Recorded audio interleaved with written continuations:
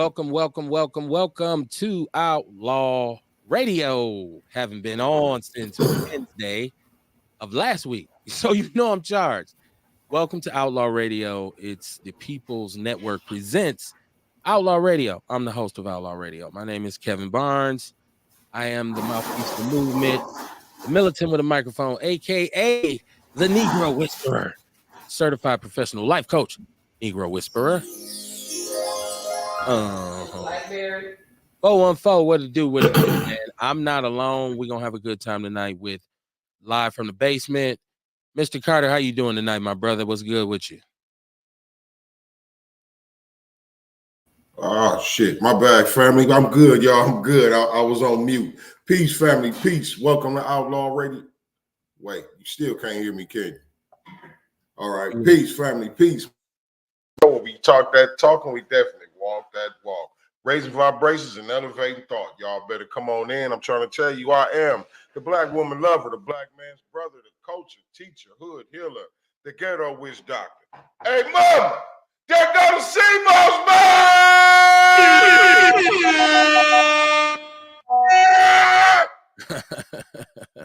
What's going on, man? How you doing tonight? Better come on in. I don't know. You might have a delay, Kamar. You might have a delay. So I don't know if you want to go out and come back in. Gotcha. We'll do it that way. We'll do it that way. And listen, we encounter these technical difficulties all the time because we all just playing with electronic toys. So welcome to the show, man. There's a number attached to the show, 262-202-5131. There's also a chat room. Ewok is on the line early. Let me see. Ewok, man, I'm just popping on. What's going on? You hit me early. What's the business? Oh man, I didn't even know what time. I'm in Milwaukee right now, man. I'm on 44th and Lisbon in Milltown and shit. You know what I'm saying? Okay. That's dope. Yeah, I want everybody to know. Here I go. The man right here. You leaving tomorrow? I heard they was looking for me. Where they at? Where they at, Kev? Now you wait, hold on. Now you leaving tomorrow? How long you gonna be here? Nah, man, my flight leave at 2 in the morning. Damn. Okay. No, not in the morning. 2 in the afternoon tomorrow. Oh, okay. Yeah, 2 in the afternoon. But the man right here, right now. All right. And I heard y'all was looking for me. Who looking for you? Here I go. Who looking for you? Who's looking? I don't know. But they better figure it out because I'm gonna find them first. Okay.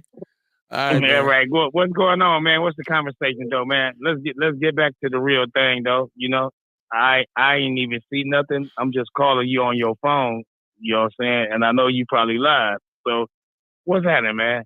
Ain't shit, man. I'm just getting into it. I'm just getting on. Actually, you just kind of interrupted my whole flow. What's the conversation about? Let me say my little. Let me spill my. You gotta let me roll it out. I ain't even got to speak yet. You was banging the line early. I thought you might have had a situation, so I ain't even rolled it out. I ain't got no situations and shit, man. I'm good, man. Go ahead, roll your shit out. I'm gonna call you back in 30 minutes and then talk about shit. All right, man. Welcome home. All yes, sir. All right. Hey, is K Bull on? He just tapping in. We want to make sure his audio straight. Come on, let's go, family. There we go. Okay. K Bull, what up, nigga? You got it. Yeah, man. Here I go. I heard you was looking for me. I think he's been drinking. Y'all. I don't know. Man, yeah, you damn right I've been drinking. I'm in Milwaukee and shit. Let me get my shit kicked off and hit us back. Yeah, I'll call back a little later, man. I'm gonna let y'all roll the shit out. All right. No. I'm glad Ewok is here. I'm glad he's here. I mean, you know, it's always good to be able to come home and enjoy this 414 for what it is. Listen, I have a very, very, to me tonight, what I wanted to do was more unconventional than what we would typically do. And I'm going to tell you why. Rail is here, though. So I want to shout out Rail. He ain't been with us a couple of weeks. I know you've been dealing with some Dylan wits. So what's going on with you, man? How you doing? Oh, man, just happy to be here, man. All right. Okay. Real. What's happening? Ain't nothing to it, man. It is live from the basement. It's loose as a goose, right? But tight as Nat Booty, as they say. I wanted to say I was okay. So we always start off, especially on Mondays when we kind of reconvene, talking about our weekends, right? Like, so I want to ask everybody how their weekend was. So Kamar, how was your weekend? My weekend was good, man. You know what I mean? I had a dope day down there Saturday at the Fondy Market. Okay. It was an excellent day at the store Saturday. Sunday, I kicked back. I went and got a bunch of supplies, but I just kicked back and got some well-needed rest, man. Okay. I was burned out by Saturday night. That's a good way to be, though. I mean, at least you was busy, right? Oh, yeah. That's what I asked for, man. I ain't complaining. That's right. That's what you asked for. Real, how was your weekend, man? It was cool, man. Just taking it slow motion, trying to recover from some things, man. So just was resting, chilling. Sunday, you know, I was privileged to be able to share my knowledge with veterans again about emotional intelligence. So I was able to do that Sunday, but for the most part, just been resting and recuperating. Yeah, man, you sound like you sound under the weather now. I'm like, damn, I'm surprised he showed up. Yeah, I'm still battling a little something, but it's way better than what it was, man. There we go. That's what's up, man. I had a crazy weekend, man. I hit the road and went to see my son play. You know, so his little first college catch and just kicking it with my daughter at her little spot, and it was funny, man. It was funny that I'm spending the night at her spot. She like, you know, telling you where to put shit. That don't go there. You're like, hold on, wait a minute. So, you know, it was a good time, man. And then I came home and the Packers won. Yeah. So yeah, and it's time to do Outlaw Radio again. So this was a phenomenal weekend, man. I had a great time. I hope everybody else out there, you know, because it's always bad news, right? In our community. It's all, man, I had a fight with 17 ninjas after the club. Like real ninjas? Right. Like, no, they was real ninjas, nigga. They had stars and everything. But look, this is Outlaw Radio live from the basement. And like I said, I was on the road, so I didn't get to, you know, watch everything. I wasn't up on all the news. I wanted to say to anybody's listening, if you've seen something that happened in the mill over the weekend that you think was worth discussing, please hit the chat room, call in, any topic you've seen, anything that crossed your news feed that you said this is interesting. Because like I said, I was just kind of doing the family thing. I wasn't in social media, wasn't even on my radar, right? Like I wasn't, you know, just not even on your phone like that. Except late at night when I'm trying to catch up, like I'm going home tomorrow. But you know, I wasn't here. So if you got something you want to talk about, and like people always tell me, I sent you something. And I'm like, I know you did. Because people send me shit. Like video clips, news, events that happen around the country. As a matter of fact, Dion does it all the time. And he be mad at me when I don't open all the shit, right? Like, because he don't understand that he's not the only person sending me shit. Like, Kev, check, look at this. I mean, not that I'm, you know, a big shot or nothing. I'm just saying people send me shit. So, but this weekend I was just kind of like out of the loop. You know what I'm saying? So when they call and say, Kev, this happened in North Carolina or this happened in Illinois, and I'd be like, oh, I didn't know. So if you have something, anything you want to talk about. So it's like People's Choice Outlaw Radio, right? Like whatever everybody want to talk about. So of course I'm gonna talk about some shit. So you can chime in if you want to.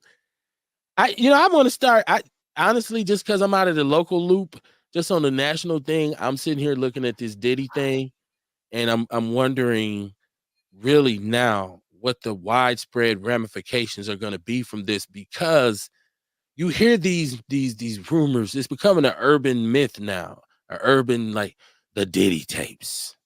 Who's on the tapes? Right? Diddy got 20 years of freak off video. And you don't know who's on the tape doing what. And so I feel like people in Hollywood, people who are famous right now, and they know who they are, right? Like, you know who you are if you was ever involved in one. And you just hoping like a son bitch that video don't come out right now. Right. Hope like a motherfucker they lost that one. This shit could bring the fucking all this music, all this actor shit. This shit can make motherfuckers just look horrible. But you know what though, Kev? The freak offs, like just being at a freak off might not make you guilty of anything. Okay. You know what I mean? Because you just there getting your freak on. Okay. If ain't no underage people there, ain't nobody forced to be there against their will. You know what I'm saying? Like it's like you said, the ramifications. You know what I mean? Like, okay, you be on one of these videos. How do they implicate you is a guilty party? You know what I mean? Because it's also a knowledge thing. Did you have knowledge of certain shit that's going on, or you know what I'm saying? It's gonna get deep, man. And like I said, he gonna run his mouth. He got to run his mouth if he want to get out. I don't know if it'll be okay. So to your point, I don't know if this will be a situation where somebody's doing something illegal. Right. It might not be because it ain't no crime against being nasty unless you force it on somebody, right? Right. So it might not necessarily be something illegal, but you might say, damn, so and so is over here getting gang banged by so and so. Like it'll be that kind of shit where we'll be that's like, the you shit motherfuckers you don't want to come out. Yeah, like this, you motherfuckers disgusting. Y'all, this is what y'all did that night. Like you that motherfucking Meek Mill video, nigga. I mean, they don't want that out. Meek don't want that out. It's and then like you see now they're saying like these executives are stepping down and saying, oh shit, hold on. Right. Because like, okay, so I watched the Hugh Hefner. There was a special about Playboy, and it was on, I believe, the History Channel, or it might have been on Vice. It was called The Dark Secrets of the Playboy of the Playboy Empire. And it just was all these ladies up from over the years who just talked about how basically Hugh Hefner was Diddy before Diddy. And now, you know, he had a very, very, very large, vast vault of video or film, if you will, I would guess, during that time, which supposedly, allegedly, every power player you've ever known from the 60s all the way to the 2000s. Nobody talks about where that footage is. Like even when they do the documentary about the Playboy Mansion now and they talk about this secured safe where he had a vault where that video was stored and mysteriously it's gone. Nobody knows where it's at. So once again, if you probably wouldn't have been nothing illegal unless you consider somebody, you know, sniffing Molly or doing whatever drug they do on film, like, you know, but I just think it's going to make a lot of people look bad. And especially if you start to think that there may be some underage victims here. I'm not saying that for sure because that's not something I've heard, you know, but when this stuff comes out, if you're in a situation where you're in this thing, doing this thing, and it's an underage individual in that room, it's curtains for you. Like you done. And I don't think it's the statute of limitations on that. I wonder if it'd be anybody caught on the video and they'd be like, oh shit, they made me be there. The nigga made me be there. See, when I had last week, when I was talking about this in regards to a sex worker who is actually basically at work, not forced to be there, this is the hustle, right? Oh shit, it's a Diddy party, girl. I made $40,000. You know what I mean? I met so and so, girl. That's how I got this, whatever. So she's there and she knows what's going down. Right. She's there. She's willingly saying, where the motherfucking Molly at? So, but now in 2024, what them young ladies saying now, she's demure.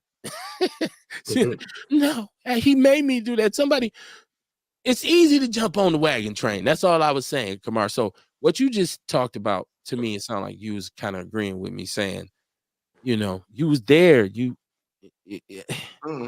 wasn't no secret. I was, but you know what I mean? I think the other night we was really like talking. It was two different situations. You was talking about an actual sex worker being there. Yeah. And we was talking about, me and Courtney was talking about the people that ain't sex workers. They just hoes. Because or not even no, I ain't saying they hoes. I'm just saying like they was coerced to be there. Right. Hold on. Yeah. In some kind of way. You know what I mean? I think everybody has to understand too that to say a woman is a sex worker, and right now this is what the sex workers fight for.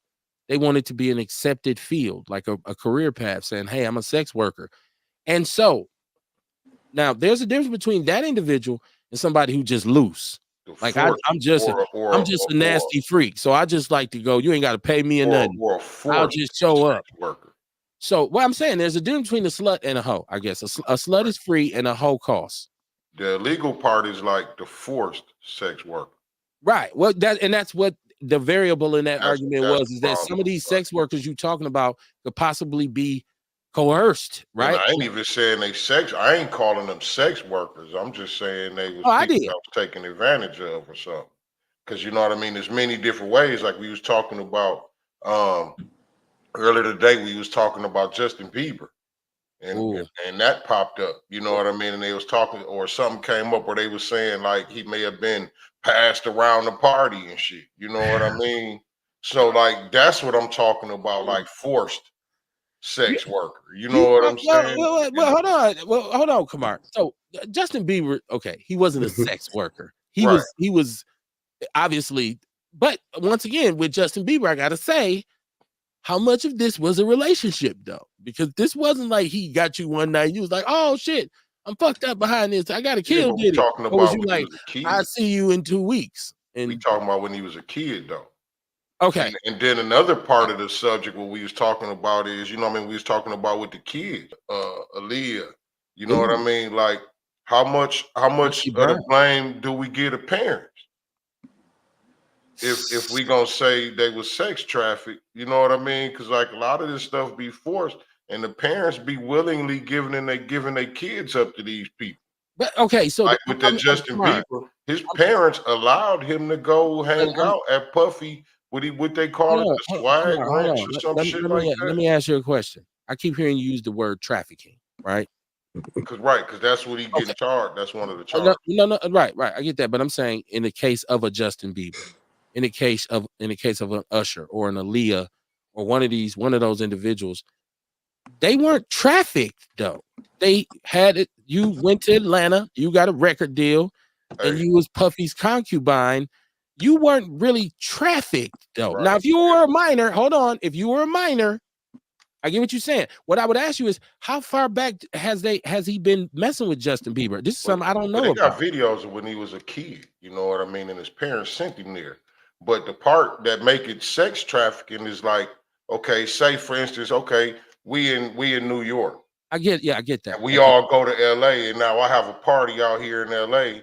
And now y'all gonna bust these moves for me out here. That's sex trafficking. That's their definition of it. That's new. That's the law. Well, I know. That's why I said that's their definition of it. Yeah. So when you're saying that, that's what's confusing me, because I'm like, okay, he's saying because once again, I don't think Justin Bieber was sex trafficked. Right. Yeah, he went out of town and probably gave up some booty, but he wasn't trafficked. You feel what I'm saying?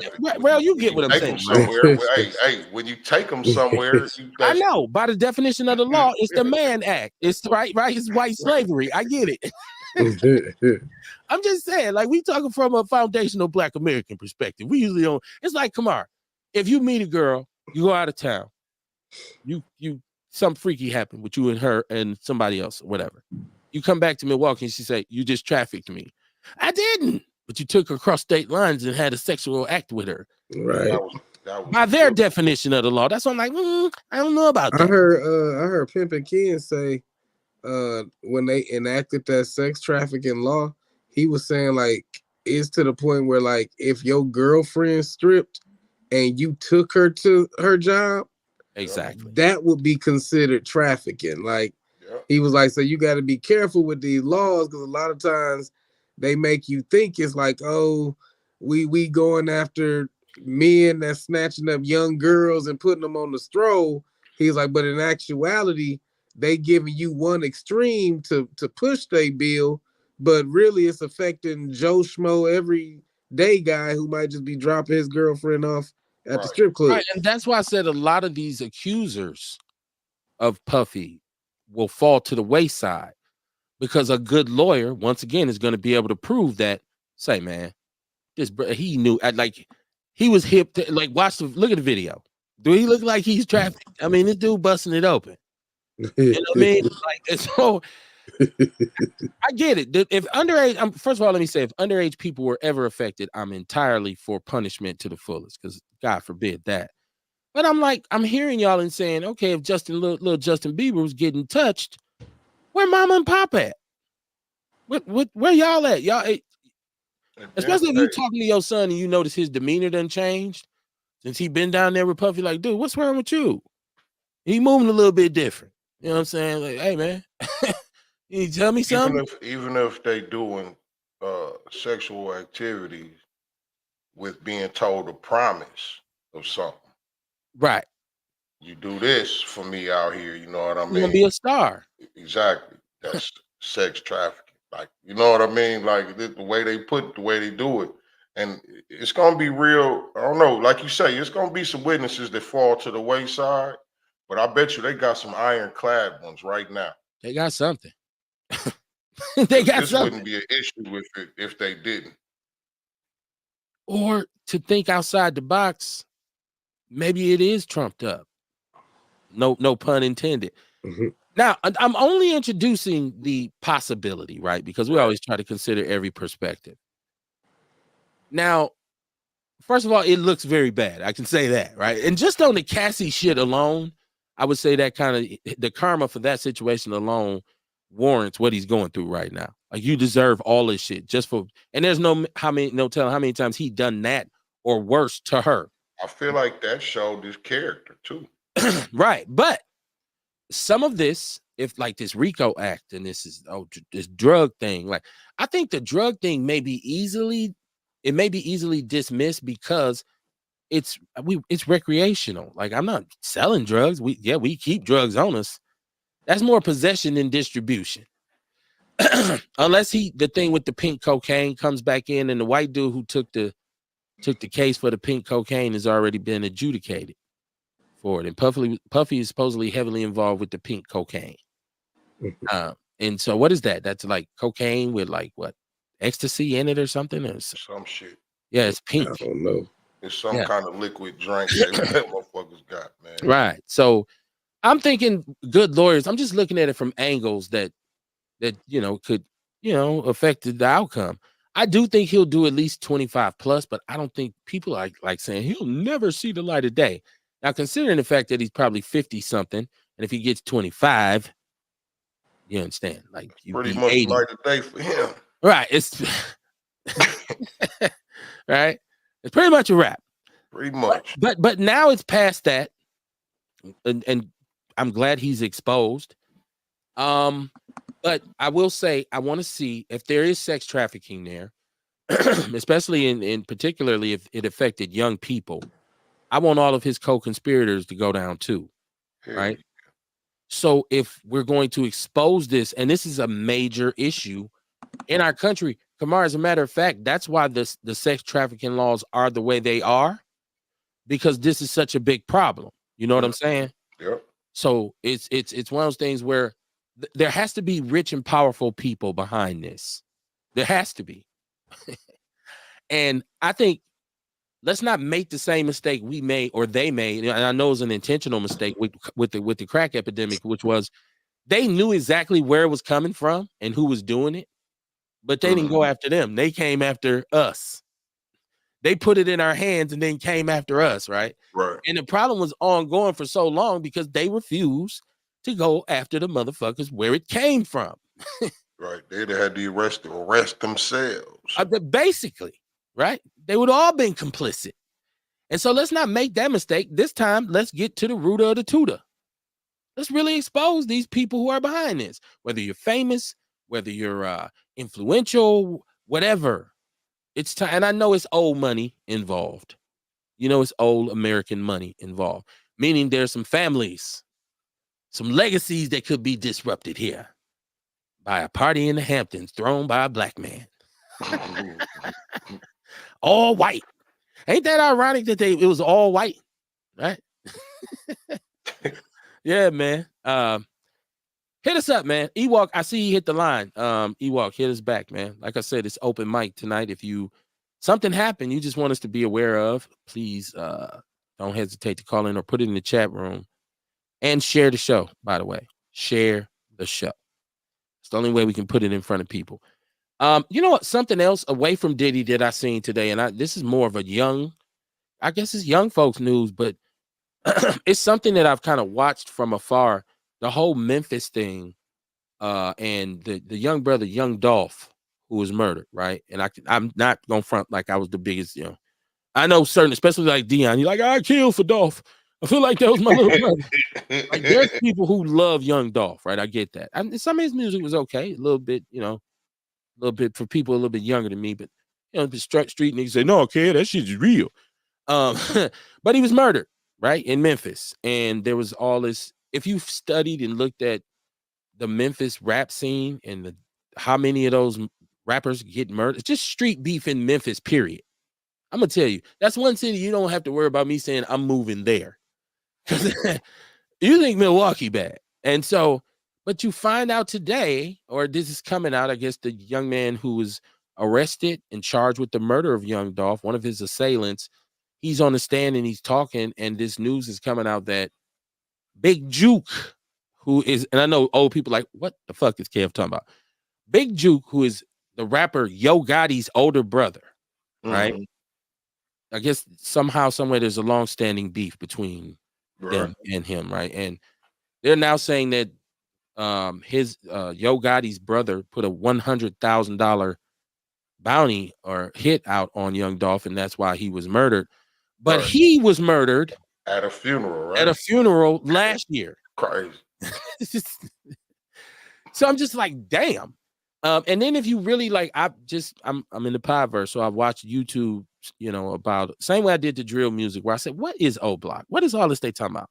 So you find it on YouTube. You watch the documentary. And so I watched the documentary about the beef back and forth. And it's so many rappers from there who just dead. Just they was selling, they was hot and selling in the city. Bong, dead. Yeah. His little brother, dead. Their cousin, dead. I'm like, really? This is ridiculous. We talk about drill music, right? Because that's some horrible happenings too. But this Memphis thing is wild. Imagine it gets so deep. Where we all in the rap game, we all famous. I put a $100,000 bounty on you. This is all alleged. I don't know if this is, y'all might have more knowledge on this than myself, but I'm just like, wow, this is crazy. And from what they said, the dude, Young Dolph, the brother was a real community oriented. He gave back. He did a lot of stuff for the community and tried to, you know, help people out. And so they say he was a good dude. I didn't know him personally, so I don't act like, you know, people think they know you because they bought your album. I'm telling you, he was a real one. You don't know. You don't know this dude. But Deion James, I know Deion. Look, I'm telling y'all, Deion gonna call in like, Dolph, that's my guy. He said, I'm watching the trial now. He watching the trial. Rap, man. Think about all of the hip hop is just, it's hard to say it's not a state of decay there. And when you think about all of this from the very start of it with Africa Bambaataa, the dudes who the leader of the Zulu nation, who were supposed to be the glue that held the New York hip hop scene down in the 70s and made sure it was straight security wise and in the streets. He's a pedophile. Yeah. I don't know if y'all watch YouTube and you see this dude, Hassan Campbell. Charleston White has no heart, right? He has no heart. And when him and Hassan got into it, Charleston White said, yeah, the nigga needs to let Africa Bambaataa thigh him. I'm like, he said, yeah, he had it in his book. He wouldn't even put it in the booty. He put it between his thighs until he come. I'm like, Charleston White is stupid. But then they actually played a clip of him talking about what Africa Bambaataa used to do to him. And he said he used to thigh him. This is the foundation of hip hop. And it goes from there. So all of the gay activity and the like, even the just debauchery has been there for a long time. It's like one of the foundations of the hip hop culture.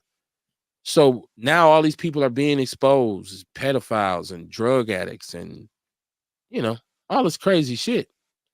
How does our culture repair itself? Because we got to have something happening.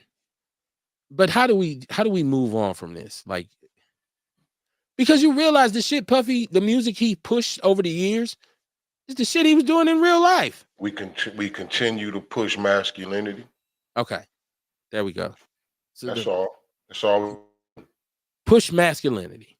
Yeah, promote it just the same way they promote the LGBT stuff. We promote masculinity. Wouldn't that be something? That's all. What if there? You might be onto something. What if there was really a pro-hetero movement that was intentional, where straight people was like, we want straight people rights? What do you think the reaction to that would be? They'd be like, get the fuck out of here. Y'all crazy. But no, we want straight people rights. We want straight gender bathrooms. We want gender identities being more defined, clearly defined and established. We want curriculum in the school that promotes gender understanding. We might be on to something here, y'all. I think we can get a bunch of white liberals to rock with us on this. Right. Pro-hetero. The pro-hetero party, the political party. I think we should do that, man. That's a good idea. But yeah, you know what? Like I said, when I listen to the music now, or when I watch the movies now, I'm telling y'all, I watch so much Tubi, it's crazy. And so the reason I love Tubi is because it is a depiction of the culture for us, like Black people, how we actually live. I've heard some Black people say, what fucking culture? We don't have no culture, right? I've heard Black people say that. But I'm saying, when I say that, I mean how our community functions and like our cultural norms.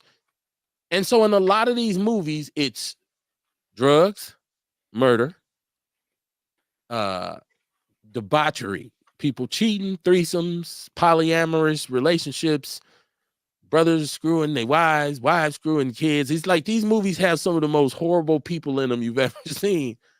But when I compare that to what I read and see in the news and know in the community, it's not that far off. So it's actually something that shows me that, hey, man, we need some help. But something needs to happen in the community culturally to enrich us again. Like when music stops being something that unites us, then we got to take a look at it. Because that's supposed to be the great uniter, right? Like the great unifier. When music make us go to war in our neighborhood, because you made a song, and now we just finna murder each other. That's when it becomes counterproductive. So, you know, a lot of work to do, man. And those people who was on them tapes, I want to advocate for them because I'm a life coach. I want to advocate for the people who are on the tapes. If you were there and you were a willing participant, I should say, you was there because it was a Puffy party. Everybody be here and the freak offs be off the chain. If you was on that video and you was doing whatever it was, and you say, you know what, yeah, I was wild back then. You know what I'm saying? Like, that's why I stopped going. I ain't been since, 2022. I've been trying to find Jesus. I won't personally hold it against you unless you say, well, I'm suing Puffy now. I'm suing Puffy because I realized he trafficked me. You bought a plane ticket and flew to, you trafficked yourself. So I'm just saying, y'all, we got to get a support line for them. That's some more money. We can get a good 900 number for, Puffy victims. If you were ever at a Diddy freak off, call this number. All right. For accidental sodomy, press 1. For gangbangs, press 2. It's like, damn, you gotta support. I know it's sick. I'm sorry. I don't mean to make light of this. This is a very serious issue. Let's get back to being serious. I tell y'all something else that was funny as fuck. Janet Jackson, right? Janet Jackson, I guess she lives in Europe, And so I don't know who, it was some podcast. I guess it might have been Nick Cannon. I don't know who it was. I don't want to lie on Nick Cannon. She was on a podcast and they asked her opinion on the election. And so she was like, well, in terms of Kamala Harris, I heard she wasn't black. That's what she said. And so people was like, what the fuck Janet talking about? So she don't know what she's talking about, right? This fool, D.L. Hewley, responds to Janet on Instagram and says, Kamala Harris looks the way she does because she has a mother who is an Indian and a father who is Jamaican. Janet Jackson looks the way she does because she has a plastic surgeon. Doug said, and I question your singing skills. Call me if you want to debate this. I was like, damn. Once again, we go to dissing each other about this Kamala shit. I thought we had moved past this, right? You know, a couple weeks ago, and black people, I give y'all credit. Y'all done calm down a little bit. Because at one point, black people was really tripping out about the anti-Kamala shit. It was just getting to the point where I'm like, it's going to be a fight at a bar or something but one night behind this shit. But I'm glad y'all have kind of calmed down because I think we realized that both of the candidates are lackluster, right? And so I'm with Willie D when he say anybody but Trump, ABT.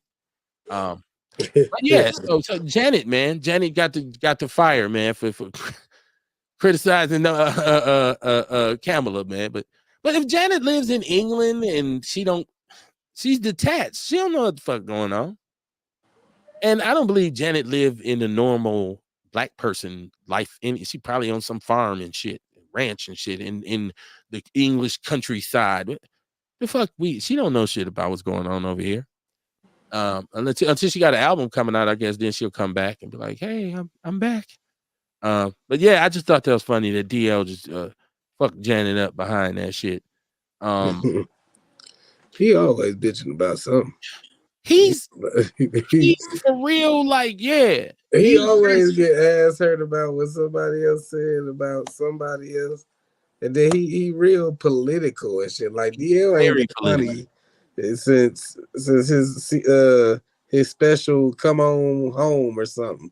Otherwise, he just been a old ass, tattooed up ass.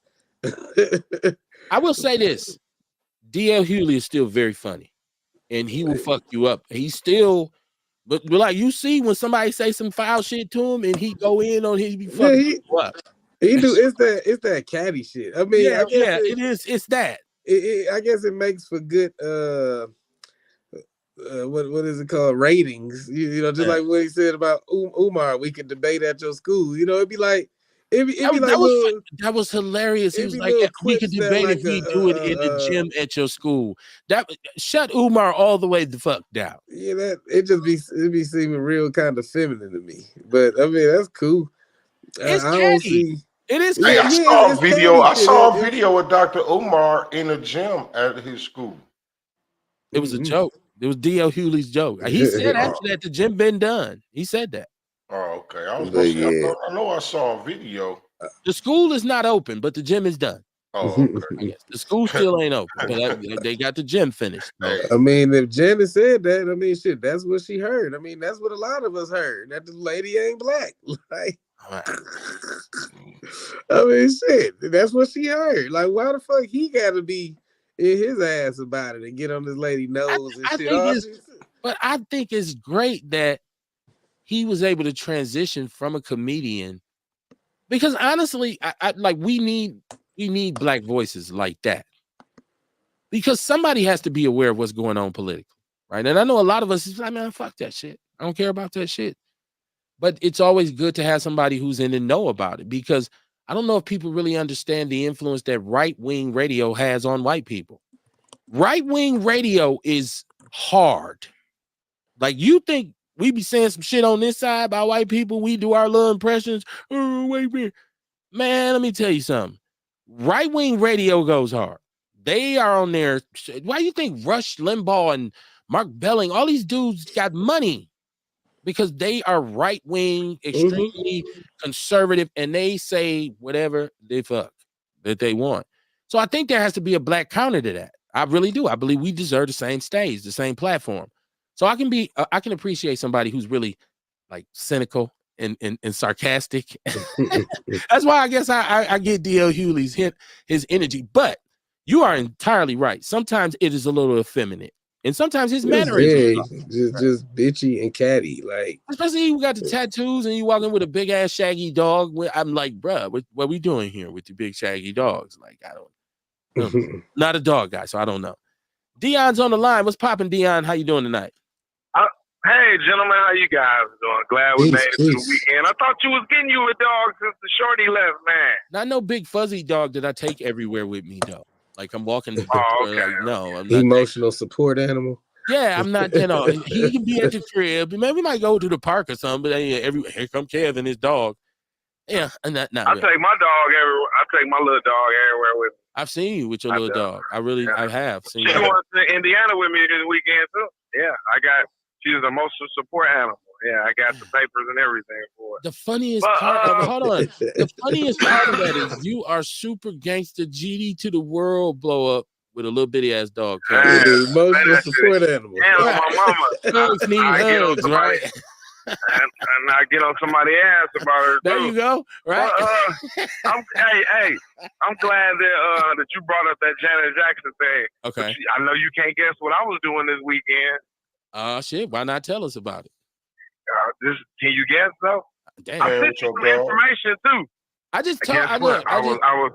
was on the road. I was reading Project 2025. Okay. Yeah. And you know these guys better be careful out here because they coming up with this thing called CCA, career criminal. I forgot what the A stands for. Damn, I just said it.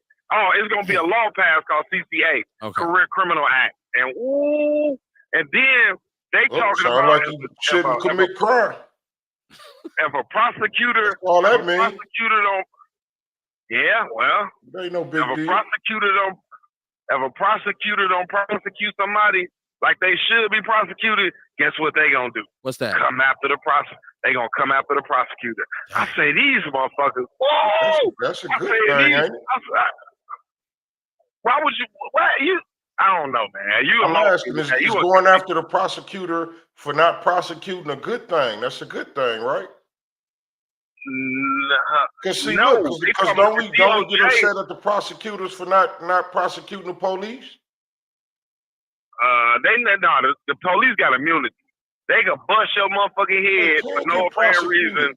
They got pure immunity. We ain't Didn't some officers down south somewhere, maybe not down south, I forgot where it was. I was just reading. But some officers just got charged for murder. Yeah, that was in Memphis, Tennessee. And this is my point exactly, though. This is my point exactly. The qualified immunity has. Okay. Let's go back to what you said. Hold on. Let's not talk over each other. You're talking about qualified immunity. I ain't trying to change the subject and go there. I'm trying to stick to where you was at. Okay. You was talking about. You were saying. What? You said the prosecutor. I just want to make sure y'all ain't talking over each other because I can't hear what y'all saying. You were saying the prosecutors are going to get prosecuted for not prosecuting people, right? To the fullest extent of the law, yeah. Right. So that's what we want, right? Because let's look at the crime that's out here. Like, that's what we want. We want them to prosecute to the fullest extent of the law, right? That's their job. They have provisional guidelines. Answer my question, Dion. Do we want the prosecutor to prosecute criminals to the fullest extent or not? That's a gray area. I can't give you a yes or no. You nigga. I can't. All right. I ain't gonna make you give me an answer. I'm being honest. That's cool. I ain't gonna make you give me an answer. I'll tell you what I want. Tell you what I want, though. It's real simple. I want a safe community, so I want the prosecutors to prosecute to the extent. So these niggas quit doing this dumb shit. Okay, Dion, I want to give you a chance to respond. So, just in the interest of fairness. That, like I said, though, that's a gray area because they can have someone who had never committed a crime, because innocent people do fuck up. You know, they not career criminals. They might have did some bullshit, drinking and driving. Maybe was defending themselves, shooting at somebody, shot an innocent kid. You know what I'm saying? Shit, is different areas for that. So somebody who's been a law-abiding citizen all their life, fuck around and get the shit end of the stick, I don't think they should be threw away for the remainder of their life on earth. No, I do not think that. And I wouldn't want me as a prosecutor doing my job, and I'm like, well, I got guys, because like we said, when we look at people get sentencing, because y'all was talking about Puffy now, they look at the whole history of things. And if this guy was a first-time offender, yeah, he got a bad deal. He apologized for it. He really was empathetic about the decision that he made. I got some leeway to sentence him. You don't understand what I'm saying? So if I don't give him that leeway that I feel like I should, and someone is not happy with that leeway that I gave him, then they can prosecute me. You understand what I'm saying? Like, no, I don't think that's fair. You know, that's just me personally. You know, that's just me personally. But Kev, did you see the information, the video I sent you about the vigilantes down there in Georgia? I didn't open. I was like, I just talked about it. I was on the road, so I really wasn't on my phone like that. So I didn't. I'm looking for people to tell me what went on here in Milwaukee right now because I wasn't here. So I wasn't here. So I them know. motherfuckers down there in Georgia, they crazy. So Georgia, they got what they call vigilantes with the movie about. So say me, you, Real, and Bull, we all get together. We looking at the voter list. We want to purge 100,000, challenge their residency. You know that they can do that's legal. I said, what the fuck? It's people that have been voting 50, 60 years. The lady went there. She said, I just don't understand this. She said, I'm 96 years old. I've been voting and living in the same area. She was like, I marched with Dr. King, everything. And these people say they have no history of my voting. It was a soldier. He was overseas. He was like, what do you mean you got no history of my voting? I've been voting. Like, these white motherfuckers is, they bringing the smoke. They want Trump to win. Kamala and motherfuckers better get out in the landslide. But you know, when you got people like Janet Jackson, talking about she not black, and like D.L. Hughley say, bitch, you walking around with a European nose on your face. I couldn't, you know, like you married to a white man, got kids. You know, no, he was an Arab. He was an Arab that she was married to. Yeah, well, I still can't respect that though. I just still can't respect that though. You know what I'm saying? Like, boy, we sitting back playing. These white folks got some shit up they ass for us. And motherfuckers thinking, they trying to bring Reconstruction back down there. I ain't lying to you, man. When you see this shit, it's frightening. Dion, okay. So let's just to reel everything in. First of all, I think that's not a deep radical change from how things actually are right now. Like the laws, the lesson we as people of color should really have accepted a long time ago is that the law is not slanted in my favor, right? So my expectation that I'm going to receive that out of all the niggas in the history of niggism, I'm going to be the one who finally get justice. As a matter of fact, that's why most of us had a perspective that we do. Like, look, fuck them, okay? Because they're not going to give me the benefit of the doubt. So I said all that to say that shit has been tight on us for a very long time. I think people saying if Trump get elected, it's gonna get bad on us. It's been bad on us. There's never been a president in which we wasn't struggling. Never, ever in the history of this country. When I hear somebody like Janet Jackson say that, my counter is always that, well, neither is Trump. So I don't it's a mute point for me. Well, she ain't black. Well, neither was Biden. Neither was Bush, neither was Reagan, neither was Clinton. And then some people say neither was Obama. So it's like a irreverent point to me. I'm irrelevant and irreverent, both at the same time, both of the big R words. It's just like, she ain't black. Like, that's what I'm like, for Janet to say that, like, first of all, you had children by an Arab. I would think you understood Kamala more than anybody. Like, I get it, girl. So I don't, I get it, girl. Right. I would think she understood that. Like, you know, so, but you know, I don't even think Janet meant any harm. I just think she's just severely out of the loop. Right. Well, she should shut the fuck up then. You know what I'm saying? No, for real though. You want me to tell you, that's why I read Project 2025 little bit by little bit, so I can be armed when motherfuckers be. If you ain't read it and you sitting up here, you know what I'm saying? Like, say for instance, right, when I was talking about that Career Criminal Act, you could have been charged with damn near 3 nonviolent offenses. Like, I was talking about my little brother, say for instance, my little brother. He had been to prison numerous times for drug offenses. You know what I'm saying? He fuck around and them people change that law and get out here and commit another nonviolent drug offense. Gone. Okay, now this is where the rubber. This is where the rubber meets the road at, Dion. Why can't you stop selling drugs? Right. This is where the rubber meets the road. And that's what I was saying, man. Weed, you know what I mean? It's weed. But why not just not do anything? Why just not? You're not selling crack. It's weed. It doesn't matter. Why not just say I'm not going to do anything illegal? What you said. Why wouldn't he say that though, Dion? I don't. I don't know. But then that goes for people to get caught. In that case, it's hard to have mercy for somebody like that who's an habitual criminal. And they said, motherfucker, next time we catch you, we giving you the football number. And you be like, okay, fuck it. Say for people like you guys that be smoking weed, okay, and you guys, you ain't got caught one time, maybe two. It was like 3 or 4 years ago. Then they catch you again, boom, slap you upside the head with it. You like, oh, I'm a user. I made that choice. No. That's why I made that choice. I be laughing got to at that deal shit with it. when people. So that's why I be laughing at people when they be wanting that extreme shit. Because that shit will affect you. I made the choice. I made the choice. I got to deal with whatever the fuck come with the decisions I make. Above and beyond that, I think the point we all missing here in this conversation is that when we speak to this, we're not talking about misdemeanors. We're not talking about somebody who jaywalked. We're not talking about somebody who selling a little weed door to door. When we say lock their ass up, we talking about extreme habitual line steppers, shooters, looters, thieves, rapists, these antisocial motherfuckers who wouldn't give a fuck if it was your grandmama and your great grandmama on the porch and he's still gonna open fire on the house. We're talking about those the niggas who you don't want the prosecutors to prosecute. So in your cousin's case, talking about them niggas. In your cousin's case, I hear you saying non-violent. My brother. I mean, your brother. I'm sorry. You saying non-violent, this kind of thing. But when you start making stipulations for it, then it kind of, it's like, well, if he keep getting caught with a 1/4 ounce of weed, then I really say to him, like, stop, dude. Just like, don't get no 1/4 ounce no more. But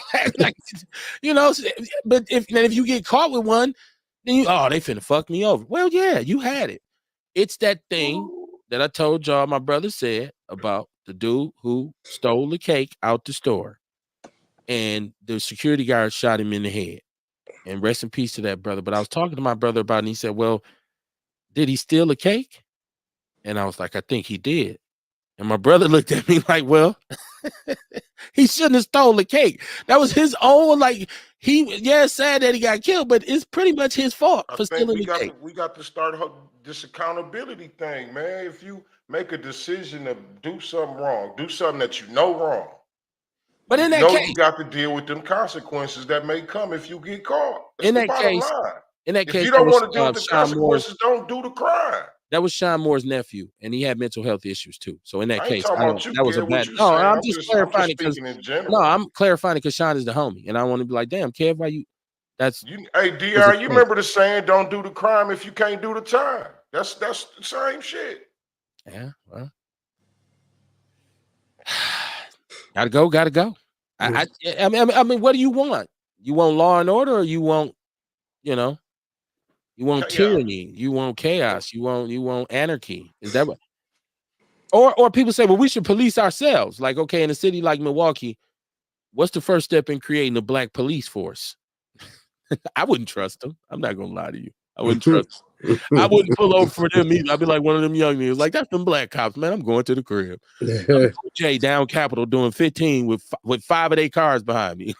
I mean, that one dude did try to step up and help, and I think he in jail now. The dude, because he shot some youngsters. He was getting all the stolen cars back. Oh my God, idiot! John Fletcher in the chat room. What up, Fletch? How you doing? He said, "What up, Outlaw family?" Ace Cooley ain't heard from you in a while. Welcome to the show. He said, I agree. Do the crime, do the time. But white people get them football numbers too. There's some white lifers. They got a place for poor white trash that wants to sell crystal meth over and over and over, and he keep catching cases. His ass be on the cell block with a Nazi sign tattooed on his back, trying to survive. Shit, it happens. Black people could be Nazis too, right? Well, I'm in the traditional sense of it, or is this something new that I missed? You ain't hear about the dude that's running for the gubernatorial down there in North Carolina. I've seen he that. Old freak. He said you're black. He old freak. He old freak. I mean, he like to watch trans porn. Like, these Republicans be killing me, boy. I swear to God. Hey, now hold on, feel me, because this is something that I scrolled past. Now, he identifies as a black Nazi. And he says he likes to watch trans porn. Is that his campaign speech? Why are they talking about the kind of porn he watches? No, they somebody dug some shit up on him from like years ago. Okay. Yeah. Okay. Yeah, he called himself a black Nazi and all that old weird shit. Now, is he saying now he's changed his ways? Is he saying, hey, that's the old me? Like, because, you know, I don't know if y'all seen the picture of J.D. Vance, the dude who's running with Trump, and he was full dragged out with the whole joint on. Like, I don't know if he was going to a Rocky Horror Pictures. You know, white people love Rocky Horror Picture. Like, man, you know that shit? Like, black people don't be on that. White people, Rocky Horror Picture Show. That's why I can't. That's why I can't respect them, dog. I just like the more I be sitting back learning more and more and just learn. I'm talking about, man, I just be tripping, man. I be like, damn, these like today they was talking about, I guess some homecoming that they was talking about the white kids had a sign that said if I was black, I'd be picking cotton, but I'm white, so I'm picking you. And that was very distasteful. And the white people come on there, they was like, well, it was just a harmless. You know, but see the thing, and then I was talking to my guy about that, right? Okay. You know, these white people trying to get rid of, you know, DEI and anything that's race sensitive, but you know, your kids gotta learn that some black people are not gonna accept that nigger and all that bullshit and those jokes, and they gonna get themselves hit in the fucking eye or the mouth or possibly get killed, or the family too. You know what I'm saying? So, you know, taking those books out of school where people are not learning the history, it's not about people feeling guilt. The white people must feel guilt because they know the bullshit they did. So, you know, would that make kids feel guilty? It's about educating them. You know what I'm saying? Because I didn't care about what George Washington did or Alexander Hamilton or Benjamin Franklin or none of them. You know what I'm saying?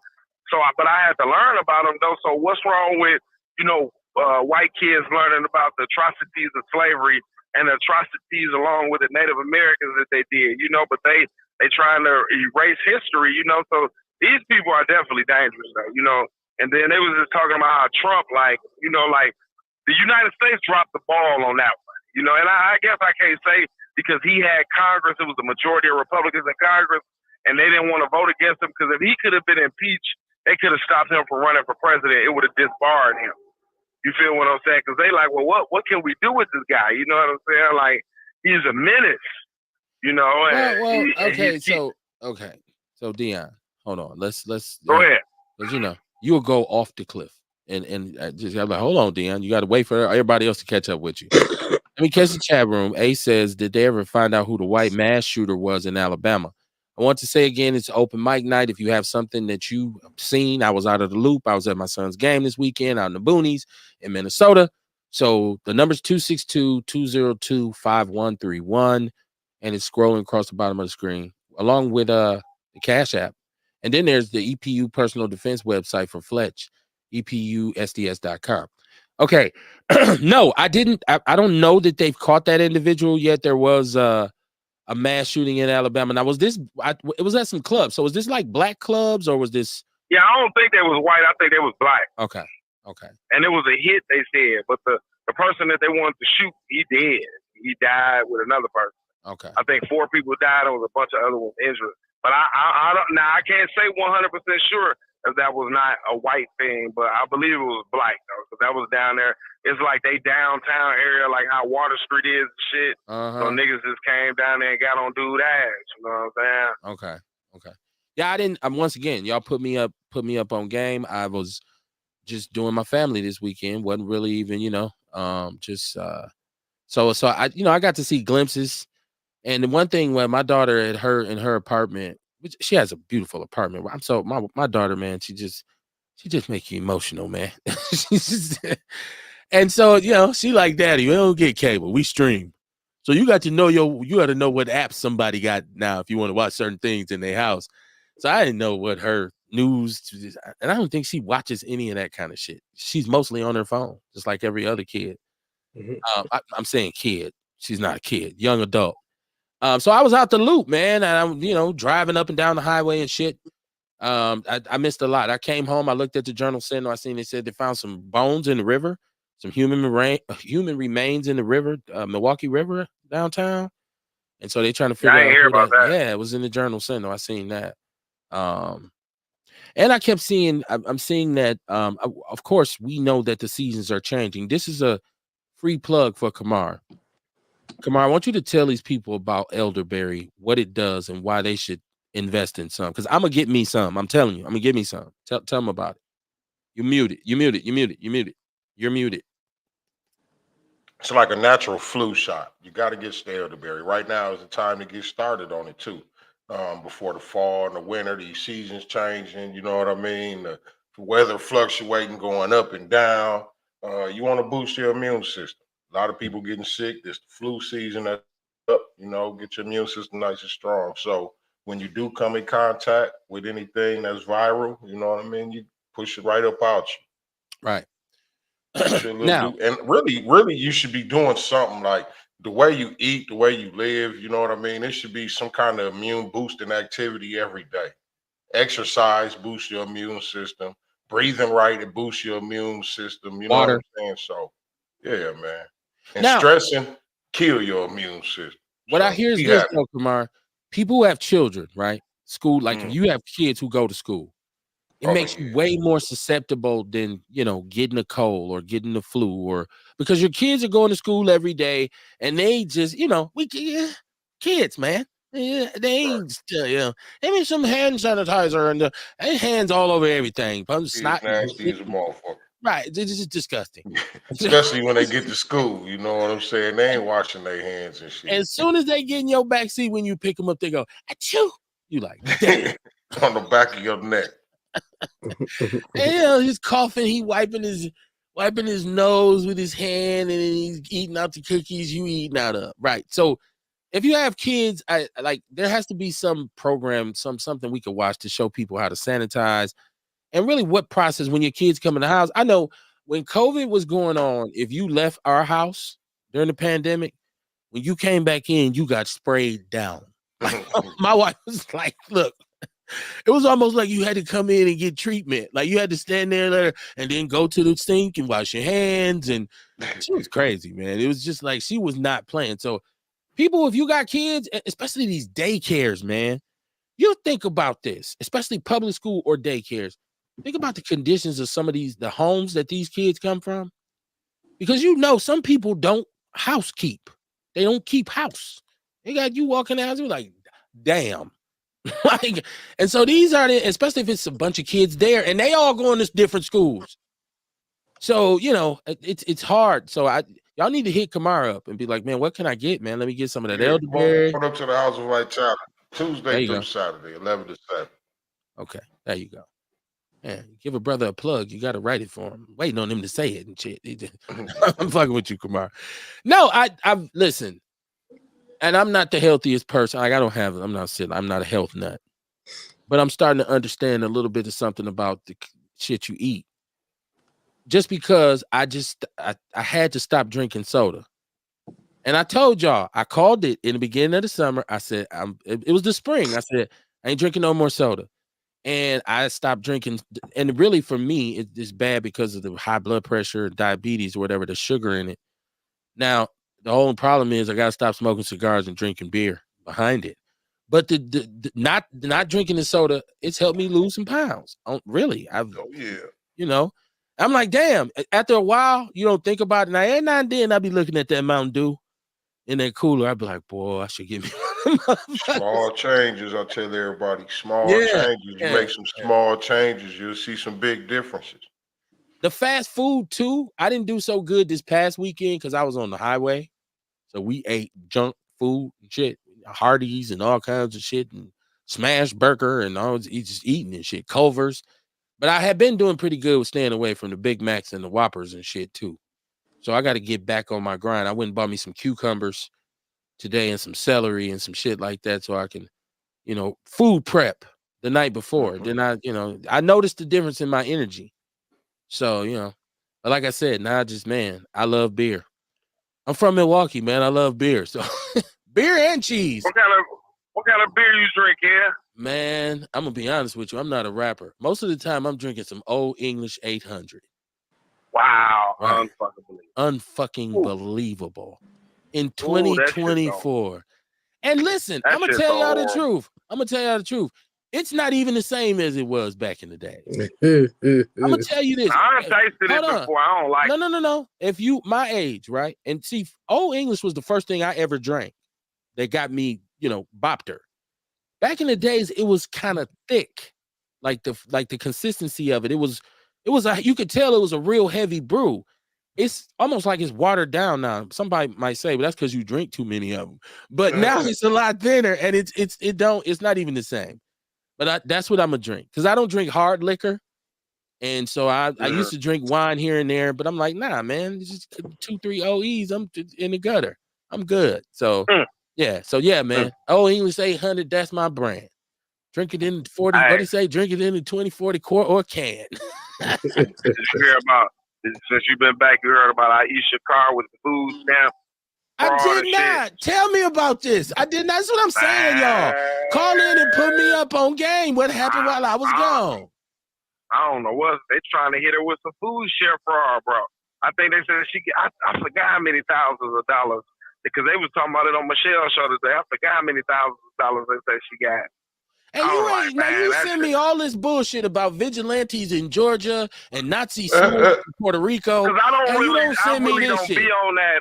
Yeah, I really don't be on that local shit. I be like I'm like you. I be on other shit. Okay. Like the local shit, like. If she frauded the food stamps, she frauded them. You know what I'm saying? They're saying that she lives somewhere where she wasn't supposed to live. So all I know is I like her. If she go to prison, I'll wait for her and I'll put some money on her book and go visit her. So she's straight. You know what I'm saying? Oh, she was on the show. That's why I'm like, if we have news about her, and shout out to her, man. You can go back and find that show now. It's up there. That was my Cat Williams interview. As far as I'm concerned. That's our numbers on, and we slid about 3-4 months after that where our numbers was high as a motherfucker. I'm like, ooh, we populating. But it's back down now. So y'all share the show, man. Share the motherfucking show. Always. He said, he said, Scooty said, hey, cuz I ain't never knew you to be a dancer. I don't know. I know. Oh, he talk about that damn TikTok. Oh my! You know what? What's up with that? Now, was that really you dancing, or is that an app? Man, I'm the shit, dog. No, man, you ain't never known me to move that damn fast. Kamar, I was so thrilled when I seen it, and I'm gonna tell you why. Because I seen your girls first, right? And you know, women that can dance. So I'm thinking maybe she can dance. I don't know. And then when I seen you doing it, I said, wait a minute, Kamar he can do that shit. It didn't dawn on me until later that wasn't really you dancing. You ain't never known me to move that damn fast. I don't, dude. Your face, the face you was making made it look like it was really you dancing, right? I'm like, did they rehearse that shit? That was wild, man. Y'all got me on that one. I was, you might speed the shit up. I'm having fun with this content creating shit, man. Okay. I'm having fun. I be sitting up in the store, man, and just thinking of shit to do, right? I see. Playing with shit, trying to figure out how to do shit that I see other people doing and everything. I'm having fun with this shit. I be seeing you put up super goofy shit, and I'll be like, Kamar must be bored as a motherfucker. What is he doing? I used to do that with what do they call it? That Photoshop. Mm-hmm. I used to do that with Photoshop, and I used to love making the GIFs with the Photoshop. I used to use it to promote the show. That's pretty much the same thing I be doing. Only mine wasn't moving. Yours be like you. They probably didn't do them like that back then. Oh, damn. Yeah, I'm old, right? They had that technology. As far as I know, this shit new. Oh, you got that new hot shit. A number of different apps and shit that help. I see people do all kinds of shit with their photos and videos on Facebook, and I don't have a clue how to do the shit. Because I don't get that into it. Like this show is probably the extent. I mean, like YouTube for me ain't social media. To me, YouTube is like it's like cable or something. Cause I'm telling you, I watch more YouTube than I watch regular TV. It's getting to the point now when I watch regular TV, I'm fucking watching Tubi. Or if one of my shows is in season, like I've been watching City of God on HBO, and I do like Mayor of Kingstown, and when that shit's in. Now I'm watching this Sylvester Stallone joint, this King of Tulsa, which is very, very interesting, but it's also looking at it, I'm always tripping. This motherfucker's old. I'm like, goddamn, Sylvester Stallone. But he's still on there whooping motherfuckers' ass and shit. He's still killing motherfuckers. He's swole. So it's like, okay. But it's a good show. It's a good dynamic between the character dynamics are. Because his sidekick is this young black dude. It's a mob boss who gets out of prison and goes to Tulsa, Oklahoma, and basically starts his own mob. Except it ain't all Italians. It's just the motherfuckers in Tulsa. And it's a good show. It's not bad. My redneck side, Yellowstone is about to come back. So I'm really like, yeah, okay, that's what's happening. And I want Black Lady Sketch Show to come back. Black Lady What the hell is that? It's on HBO. It's what's the sister's name? Shit, I watch it every season of it. I know Gabrielle, the black girl, the pretty black girl. My wife. Oh, Gabrielle Union. No, not her. Not her. This is the other one. Gabrielle Dennis, who my wife always said, "That's your girlfriend." This is a little pretty black girl, but she's funny and she's always on there. Nicole, what is her name? Y'all know out there, light skinned black lady. She comes and it's Nicole Hannah Jones. No, that's not her name. It's just missing me right now, but it's on HBO. It's called The Black Lady Sketch Show, and it's sketch comedy. So the shit be funny to me. I tell y'all something else I watched that I don't know what is the show on I think it was AMC with the black dude. And it's made like he was a talk show host from the 70s or the Sherman Showcase. Go and watch this shit. You will not regret it. I trust you. You're gonna laugh your ass off. It's called Sherman Showcase. Don't know none of that. It's a black dude. He's a comedian, and he plays this role like it's like they going back reviewing his classic shows from supposedly he was on from like the 60s to 2015. And so they do like musical acts that sound like music from the time, but it be young people doing it. The shit be dope. I'm telling you, Sherman Showcase. Go find this shit. It's 3 seasons. All 3 of them motherfuckers is hilarious. So I'll be on that kind of shit. So I don't know how we got on what I watch on TV, but fuck it. Get your own show. You can talk about what you watch on TV. Damn, kid. I know, man. I'm fucking horrible. No, but man, look, prayers for the sister, Aisha Carr, man. I hope whatever they trying to put on, because this might be a situation where they trying to pile on this sister because she made noise about this referendum. And we know now that it was bullshit. And we, the only problem is sometimes the people you lay down with are the people who you have laid with. You know what I'm saying? She obviously was involved with a lot of people or was in the company or the association of some people who either had some influence or who were crooked as fuck. And when she chose to say, hold on, this is some bullshit, this is what it's seeming like to me. Because this sister been on under fire ever since, you know what I mean, since she basically spoke out against it. But then, they start putting shit like she bugged the office and hell yeah. Like all this wild shit, man. All this wild shit. But that'll tear her motherfucking, I would love to hear from her to make sure she's doing good, because shit, when them white folks get on you, man, that'll tear your motherfucking life up, man. You know what I'm saying? Maybe we need to invite her back and say, sister, if you want to tell your side of things, you can come on Outlaw Radio. I think that's what I'm gonna do. She can't get no job. She can't get no job and shit. Like, this ain't got nothing to do with that. But ain't nowhere in the hell right now that I would want to be in Sean Puffy Combs' shoes. And the reason I say that, not about what I'm facing and all that, because could you imagine having all that fucking money and you can't do nothing with it? You're just a fucking average person now. But ain't the money what ruined him in the first place? Like, I think being wealthy for so long and having all of this, I guess, power. I don't know what he did. So I'm not going to. And I always say, man, you know what he did to Cassie, though. But you know what he did to Cassie. We all seen that. You know what he did to her. We know that, DR. He seen it. Yeah, he put the P on her. You know what I'm saying? I mean, was he wrong? Oh, yeah, he glorified the fuck out of that. Was he wrong? Are we questioning whether? Yeah, glorified the fuck out of that. I ain't glorifying it, but shit, he did. He said he put the P on her. Yeah. Like that I used to be an abuser, so but we don't know. She could have spit in that man's face and ran out the room, and we just seeing the end result of it. You know what I'm saying? Like, I don't know. I don't justify what he did. He was wrong. Have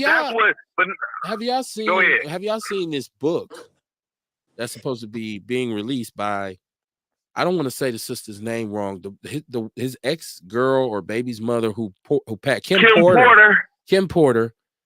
I guess the book she was, and this is what they say, she was working on this book, and then she came up, deceased. Or they say unalived. But some of the shit and I don't know if this is the actual book or the excerpts of. She has a story in there where she says the first time he hit her is because she refused to peg him. Right? What's peg? Okay. So pegging is Rail just laughed like, oh shit, here we go. Here we go. Hey, pegging is men who allow women to take a strap-on dildo, whatever, what have you, and basically sodomize them.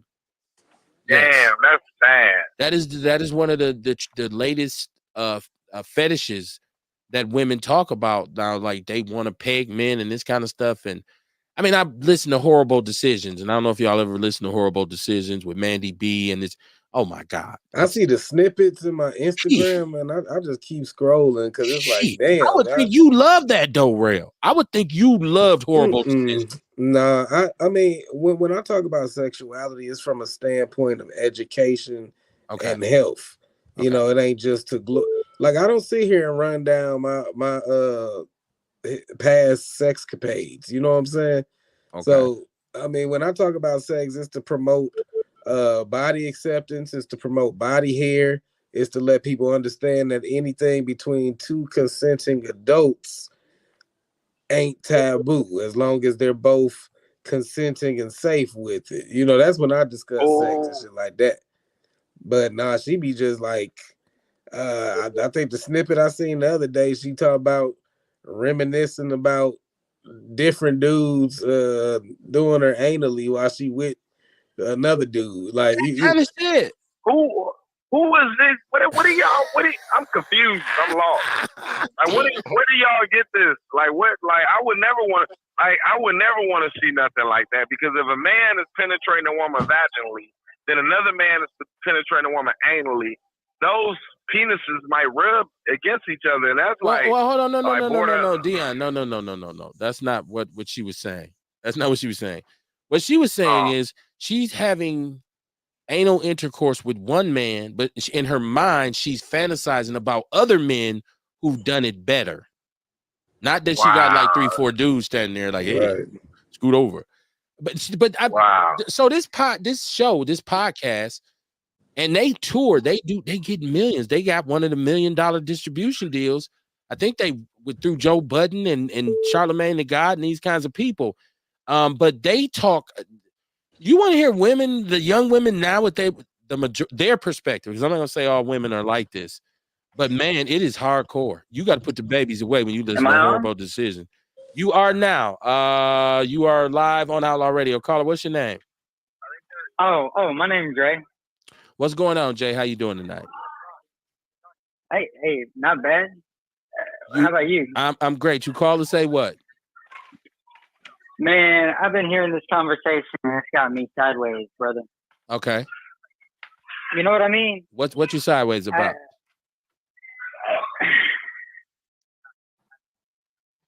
I can't even begin to explain to you how many young dudes out there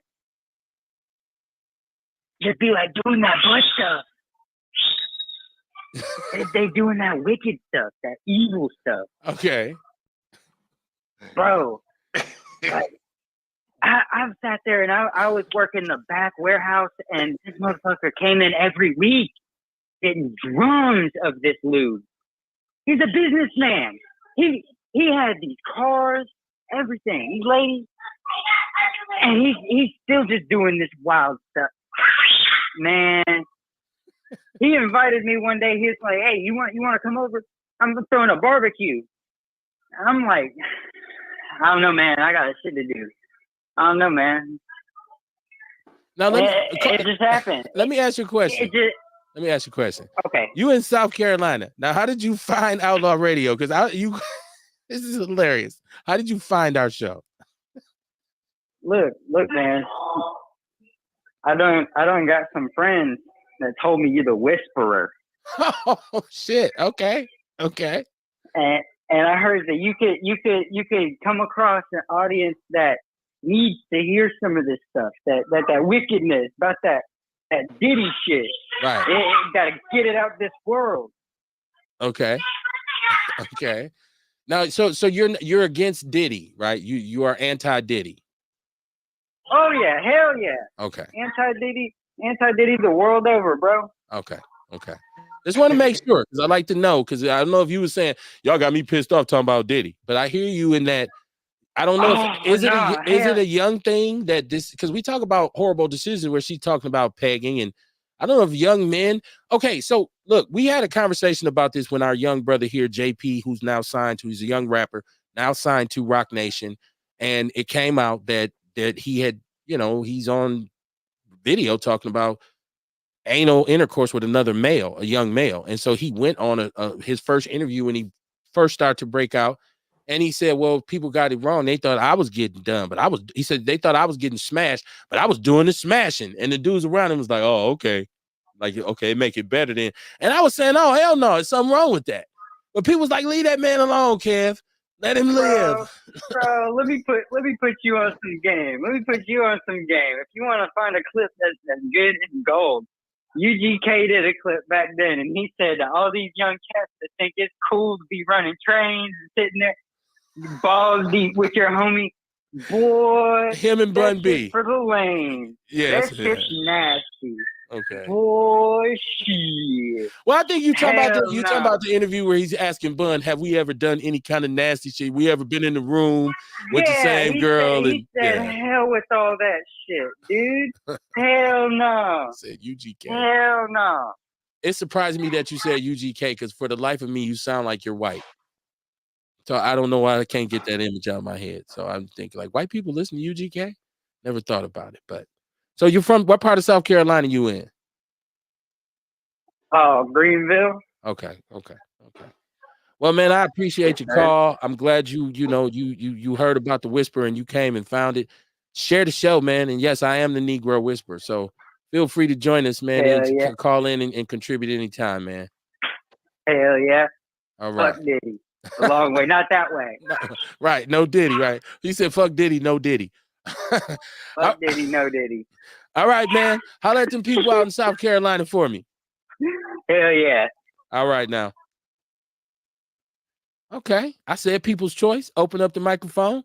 You get a white dude who listens to UGK from South Carolina. That's what's up. That's dope. I love it. Outlaw Radio. Bang the line, bang the line, bang the line. Call us while we got time, while we're on the air. Ace Cooley said the money didn't ruin Diddy. It was his arrogance. This brother only went down because he was trying to sue Ciroc. He said he basically tried to sue the Zionists, and they got judges, district attorneys, corrupt cops.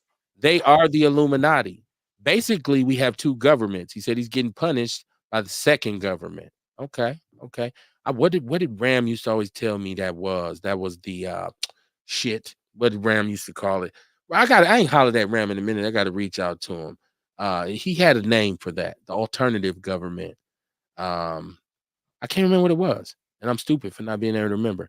Tiarsha Arthur, how you doing, sis? She said when he threatened to sue Ciroc billionaires for discrimination, then everything came out. Cosby went against NBC, then everything came out. And now this young lady told what was happening with the MPS board members. Then all of a sudden they start investigating where she actually stayed, etc. Basically, go against these type of people when your hands are clean. Don't let them have dirt on you. Hey, man, hey, you can't throw the rock in the glass house, right? He said, ask him if he white, Kev. I did. The Ace was thinking like me, like this dude sound white. I'm thinking he was gonna go into troll mode and be on some niggers, because we had that a long time ago. Some white dudes called in and acted like they was cool and then went into some niggers. I lost my composure. I wouldn't do that now if they called in, though. I would actually laugh because it's funny to me. But yeah, Kamar, I can't reiterate enough that this weather is changing. I noticed, my garage sessions have to start closing the door, I guess, because it's getting a little cool. But I go until it's over, man. I'm gonna sit out with the door open, chilling as long as I can bear it, because the night sky is a beautiful thing. Turn that heater on. Well, that's when it get cold, I will, right? And that's where it goes, right there. I'm out there, right? That's my spot. Right. Look, good news. There is somewhere in the South, there's a civil rights museum, a civil war, not civil rights, civil war museum that's been around for a long time, and they're closing it. They got to close their doors because people just ain't going to the shit no more. Is it in Georgia? It's somewhere. I should have put it down here. I didn't. But they're saying they're going to auction off all of the artifacts that are in the museum, in the Civil War Museum. I don't know why. Do you need a Civil War museum? Like, what are we celebrating that? Is that? Well, no, I guess some people may be some people out there who would like to see that type of stuff. But Like just I okay. could see like school field trips, shit like that. Okay. Probably going to teach them about it a little bit. I don't know how much they would teach them, but a little bit. Okay. I just feel like that should just be in a regular museum. Yeah, I don't yeah. I like can see that too.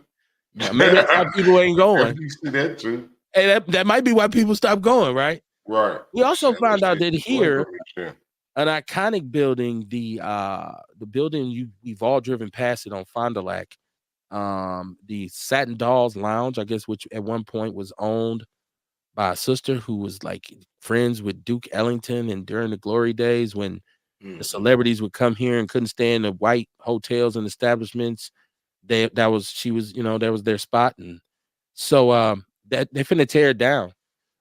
It's been dilapidated for a long time. I guess she passed in 2017, and they said it's just so they're going to tear it down now. So it's funny that nobody, with all our black superstars and leaders, I don't know why this didn't get a historical designation, right? Like they say it's just a bar, but I mean this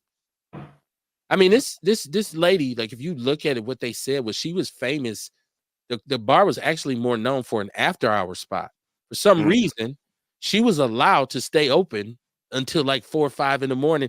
And they said her best friends were the police. I remember a little bit about that being the after hour. Like that's like right when I first started. Right down the street from there used to be a bar called Shades 21. Okay.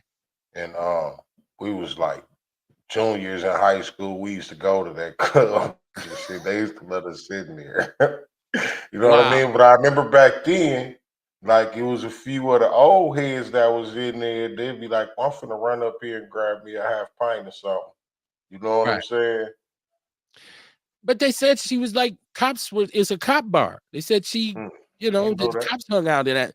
It's a crazy story. That's why I'm like, whoa, we got a black Holocaust museum. They talk about Bronzeville and all this stuff.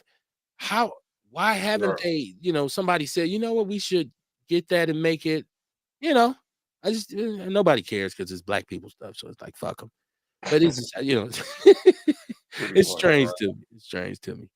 Y'all make sure y'all hit this man up for some elderberry, because the COVID right now, they're saying the numbers are high again.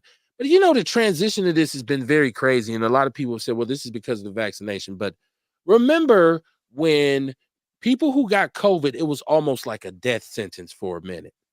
I was like, oh, fuck, he got COVID. Like, man, it's all bad. Now people be like, oh, why you got a mask on? I had COVID last week. Right.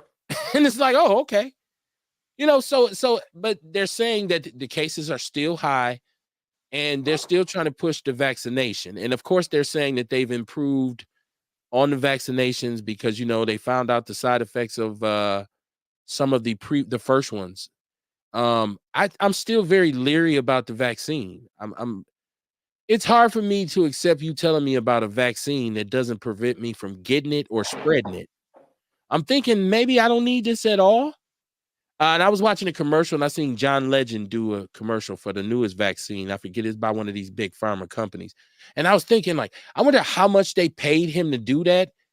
And if he really believes in that vaccination. How, as a sensible person, they say it made people less sick. But people got ill in other ways behind the vaccination. So it's still very hard for me to say that's a good thing. What do you think about the vax? I know you anti-vax, but just what you would tell people, like you were elaborating on the immune system and what you need to do to be able to fight these colds and these viruses and all this kind of stuff off. So what do you think about that? Like, But you know, that was my thing back then when we was talking about that. We was talking about before the vaccine even came out. I was saying the whole thing is to boost your immune system. yeah, Your immune system job is to push that shit out your system. You know what I mean? So you got to make sure it's strong. And then even if you do come in contact with it, you know, your immune system can be strong enough to fight it off. okay, So that's just the whole thing. When you talk vaccine, that's what they telling you the vaccine is doing. right, You know right. what I mean? So like you could do that on your own every day. You know what I mean? Get you some elderberry, get you some sea moss, like, and just make this stuff a part of your life. It's Lifestyle, good for all type of reasons, not just that. right? Lifestyle, lifestyle, lifestyle. Yeah. Okay, okay. Tell the people what they need to And know. that was a, you know, that was a thing what our ancestors knew too. You know what I mean? I Well, took they the didn't. elderberry. I don't even know if they knew it, but like it was a lifestyle, like just eating vegetables, different vegetables, and all that stuff was just in their diet. I took the elderberry, and I through the pandemic, and when it was over, I got COVID, and I had stopped taking the elderberry. So, but I will say this: there's some talk that once you have it, your body's supposed to develop naturally some immunity to it. Hmm. And For so I sure. would think that they would base their research on whatever that natural immunity was and utilize that as the basis for any kind of vaccination. And that might be what they do. I don't know. I'm just speaking from a ghetto scientist perspective. But the Tiarsha problem Arthur's is, like that ain't for some reason it ain't working out right like that for COVID because you got people that bounce right back and get COVID again. again and again. You know what But I mean? their body heals, but the body still brings them back. But you know, the problem is like once you get through COVID or even any illness, your immune system is broke down, it's depleted. You depleted the minerals. You Okay. know what I mean? So you still, I gotta reiterate every day. You need to be on something. You know what I mean? Get you some elderberry, drink you some tea, get you some sea moss pills or capsules or gel or whatever, however you gonna do it. Or eat you a bunch of salads. I mean, get more vegetables. You know what I mean? No, All no, that no, no, natural no. stuff. I understand that, but what I'm saying is, I would think that if they were going to make a vaccine, it would be based on whatever it is in your body. So, like when you get COVID and you get over it, what did your body produce that helped you get over it? I would think that they would take that and try to make a vaccination. I'm not saying Right. I that see what you you ain't got to eat right or all that kind of stuff. I'm saying if we're gonna have a vaccine, I would feel better if they said no, this is actually natural. It's your body. Like, so if you could take those enzymes and like put them on steroids, you know what I'm saying, and put it back in you, and then you wouldn't have to worry about it no more. Like what happened to chicken pox? Nobody gets chicken Hey, pox anymore. right. That would be dope, Kev, but you know what I mean? But then it turns into some like man manufactured shit that's gonna Synthetic become hormones. cancerous or Yeah, something yeah, there you go. in Yeah, the long run. that's true. Because to mass produce that, then that would mean we got to start killing You know babies. what I'm saying? Like, what you gonna have a bunch of people just like lined up giving up their juice and shit? Well, no, if somebody, No okay, diddy. so if you took blood samples from people who have COVID, right? And then Right. if they come back to the doctor and you say you're cured, your body fought it off, you take their blood sample and you look at the differences between their blood before and after. There has to be some chemical evidence in that blood afterwards that shows you, hey, this was boosted. This was boosted. Now I get what you're saying because they start trying to make it synthetic, and next thing you know, motherfuckers turning into werewolves and zombies. Here I go, setting off Resident Evil. Fuck what I said, y'all. Forget that. Tiasha Arthur said Thursday and Friday, Saturday and Sunday is going to get back in the 70s and 80s. That'll be cool, man, because I plan to get out and get some good RCing in this weekend. So I'm hoping that, especially about 75 to 80. That's my shit right there. I take that over 95 and 100, right? Like I'm cool on that. She said, "What do you think?" And she's talking about Satin Doll. She says, "What do you?" This is Tiarsha Arthur. She says, "What do you think about her people not taking care of her bar? I used to go in there for her after hours." She says she was super cool. Her husband was a cop, and she used to barbecue. Also, Richard Pryor's movie JoJo Dancer was about Satin Doll. Did she there was part of that story about her? Okay. She said if you had chicken pox before, it's a possibility you can get shingles. Oh, so it evolves. Okay, so that's what it is. The new chicken pox is shingles. But like my kids didn't get chicken pox. They didn't get the measles. Like we had that shit when we was little. Yeah, you don't see young kids now. Like I have chicken pox. I know. Did they finally? I know we took those shots when we were little. To be honest, we didn't really let our children take a lot of those vaccines. I think we did polio, maybe measles, mumps, and rubella. But my kids never had chicken pox. I don't know what happened to it. I had that shit in elementary school. Big ass scabs all over myself. You know what? It's funny that like I said, I live in the podverse, and a lot of news comes down the pipe, and you hear about people who are, leaders and influential, and just like they have these books and they speak and they teach and so for a long time we've talked about Michael Eric Dyson, who is I used to really identify with Michael Eric Dyson as kind of like my intellectual, go to. Like when I wanted to, him and Cornell West was in the same company. Is that him, Tavis Smiley? They were kind of like this circle of, if you wanted to hear something about Black intellectualism, you went to them, you heard, they subscribed to their books and videos. And he has made all these books about how much he loves Black women and the special nature of Black women. And just a couple of weeks ago, he wrote a love letter to Black women saying he apologized if he'd ever done them wrong, and the essence of the earth. And then they just found out he was exposed for DMing some racist politician lady. She's very racist in her rhetoric, and so they caught him. He's sending thirsty DMs to her, like he's trying to get with her. Like, so I'm like, really? Michael Eric Dyson, really? Like, come on, man. Like, it just goes to show, man, that we got to stop like edifying celebrities. Like celebrity worship in America is just it's too far. I think that's the Diddy thing kind of is an example of that as well, is that for years, celebrities get away with shit. They are just the most horrible people, treating people horrible, doing horrible things. But we love that motherfucker because he or she can sing a song. He's saying the shit out that. He spit that shit. And we let them get away with shit. And then people idolize these people. Like a lot of people aren't even when they start talking about Puffy, they ain't really tripping over the harm that he done. They tripping just because he's a celebrity and he did this. Like, for the most part, it's almost like you said, I can't believe people are bad. That's a real naive perspective. Like, oh my God, you mean all that money he had and he did it? Listen, it's humans are humans, man. And we got to stop making them into these demigods. Like people with these online campaigns for celebrity, like Nicki Minaj's fans. Like if you they go in on you if you say anything about it. And you say it ain't nothing but some social media. These motherfuckers get to tweeting ghost tweets in your name, hacking all your shit. You go to work, they got your ass photoshopped. It's like, dude, she's just a rapper. She is just a rapper. I was talking about horrible decisions, and YouTube just sent me a notification. That's one of those episodes. If you've never seen it, Dion, I would encourage you to. I think Dion might like horrible decisions. Have you ever watched it, Kamar? Oh my God.